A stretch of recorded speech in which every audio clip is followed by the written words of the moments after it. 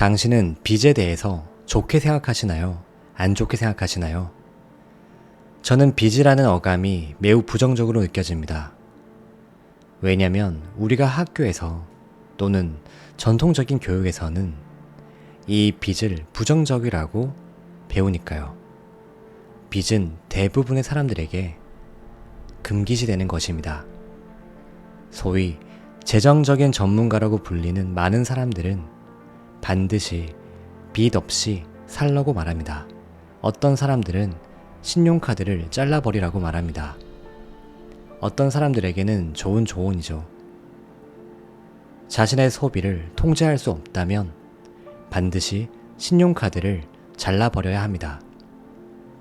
당신이 쇼핑 중독자라면 신용카드를 잘라내야 합니다. 이건 좋은 조언이에요.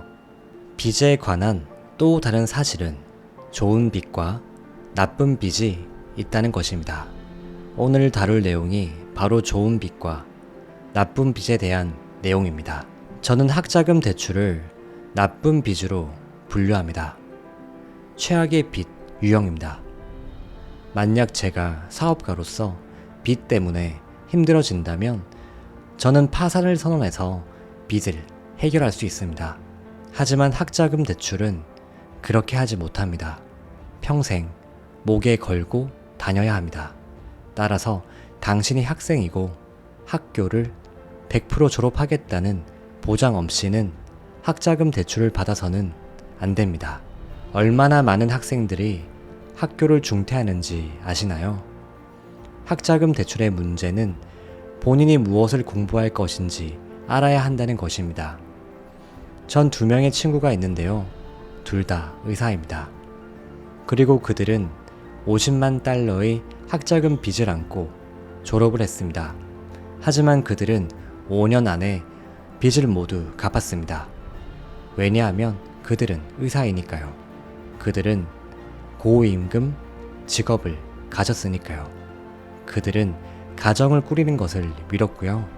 그들의 유일한 목적은 의사가 되기 위해서 빚을 갚는 것이었죠. 하지만 제 생각에는 당신의 친구들은 자신이 무엇을 위해서 학교를 다니는지 모르는 것 같습니다. 빚에 대해서 좋은 빚과 나쁜 빚 이렇게 2개가 있습니다. 재무제표를 그려볼게요. 소득, 지출, 자산, 그리고 부채. 빚은 항상 부채 쪽이었죠. 제가 집을 한 채 사겠다고 가정해 보겠습니다. 모든 사람이 집은 자산이라고 말합니다. 그건 진실이 아닙니다. 당신의 집은 부채입니다. 당신이 빚을 졌든 안 졌든 상관없이 집은 부채입니다. 당신이 차를 사도 마찬가지입니다. 차는 부채이고 그 이유는 전에 말한 것처럼 6가지 기본 단어 때문이죠. 금융교육, 금융지능, 소득, 지출, 자산, 부채. 바로 그것입니다. 이걸 2 단어로 말하면 현금 흐름입니다. 평균적인 사람을 보면 그들은 직업이 있고 돈은 소득, 비용, 부채 순서로 흘러갑니다. 집을 사면 돈은 은행으로 흘러갑니다. 주택담보대출을 받으니까요. 그래서 이건 자산이 아닙니다. 왜냐하면 현금이 빠져나가기 때문이죠. 즉, 부채라는 것입니다. 그래서 부채의 정의는 자신의 주머니에서 돈을 빼앗아가는 것입니다. 그리고 자산은 당신의 주머니에 돈을 넣어주는 것입니다. 제가 임대 부동산이 있으면 그건 저의 주머니에 돈을 넣어줍니다. 만약에 제가 그 집에 살면 그건 부채입니다.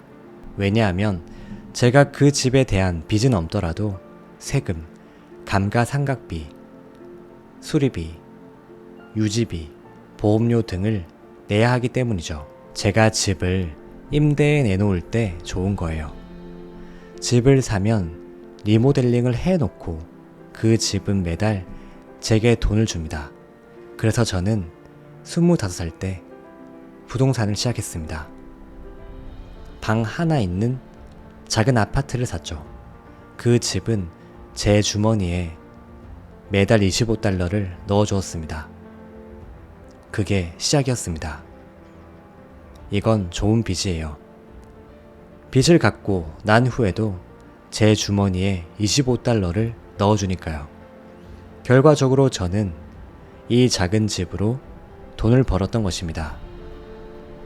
오늘날 제 아내와 저는 매달 6,500개의 집이 제 주머니에 돈을 넣어주고 그 집에 사는 사람들은 지낼 수 있는 집이 생겼기 때문에 저를 좋아합니다.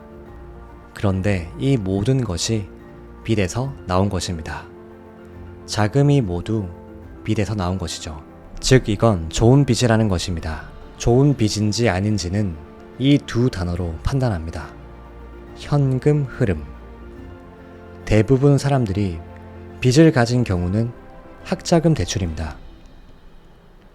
그건 지출로 나가버리죠. 제 주머니에 1원도 넣어주지 않습니다. 지출을 위해서 일하고 있는 것입니다. 소득을 위해서 일하고 있다면 자산을 위해서 일하고 있는 게 아닌 것입니다. 저는 자산을 위해서 일합니다.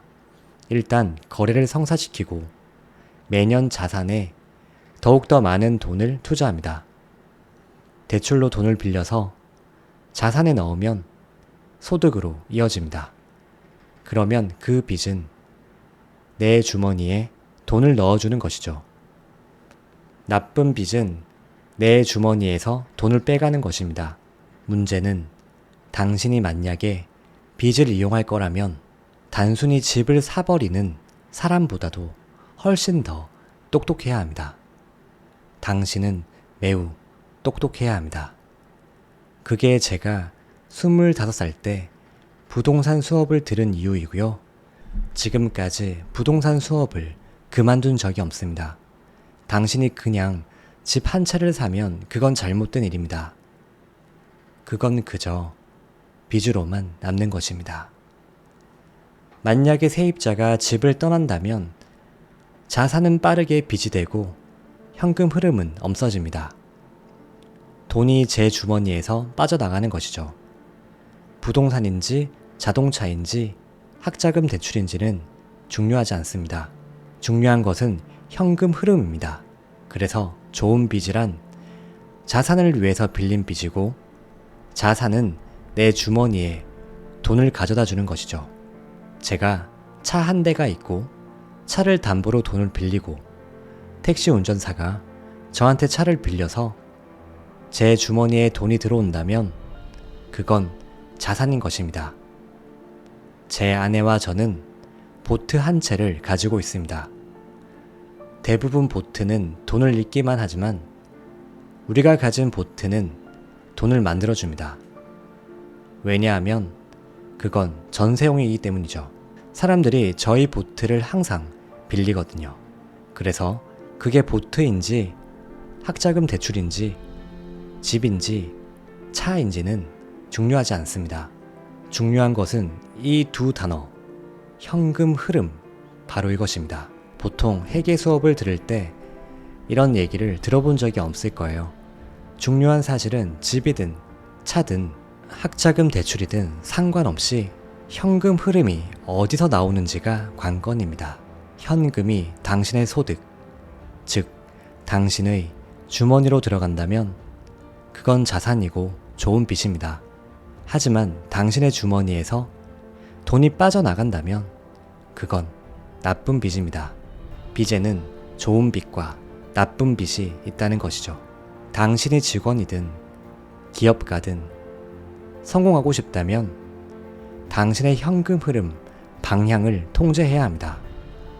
아까 말했듯이 대부분의 사람들은 직업을 얻고 현금은 세금이라는 이름으로 정부에게 갑니다. 트럼프는 이렇게 하지 않았습니다. 저도 이렇게 하지 않습니다. 법적으로요. 왜냐하면 우리는 직원이 아니라 기업가이기 때문이죠. 직원은 세금을 많이 내고 기업가는 적게 냅니다. 이런 자산을 이용하기 때문이죠.